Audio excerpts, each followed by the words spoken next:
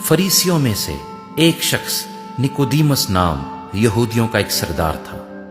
उसने रात को यीशु के पास आकर उससे कहा, ए रबी, हम जानते हैं कि तू खुदा की तरफ से उस्ताद होकर आया है, क्योंकि जो मोजज़े तू दिखाता है कोई शख्स नहीं दिखा सकता जब तक खुदा उसके साथ न हो। यीशु ने जवाब में उससे कहा, मैं तुझसे सच कहता हूं कि जब तक कोई नए सिरे से पैदा ना हो वो खुदा की बादशाही को देख नहीं सकता।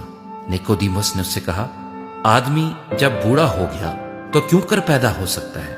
क्या वो दोबारा अपनी मां के पेट में दाखिल होकर पैदा हो सकता है? यीशु ने जवाब दिया कि मैं तुझसे सच कहता हूं, जब तक कोई आदमी पानी और रूह से पैदा ना हो वो खुदा की बादशाही में दाखिल नहीं हो सकता। जो जिस्म से पैदा हुआ है जिस्म है, और जो रूह से पैदा हुआ है रूह है।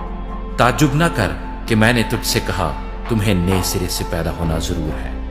हवा जिधर चाहती है चलती है और तू उसकी आवाज सुनता है, मगर नहीं जानता कि वो कहां से आती और कहां को जाती है। और जो कोई रूह से पैदा हुआ ऐसा ही है। निकोदीमस ने जवाब में उससे कहा, ये बातें क्यों कर हो सकती हैं? यीशु ने जवाब में उससे कहा, बनी इस्राएल का उस्ताद होकर क्या तू इन बातों को नहीं जानता?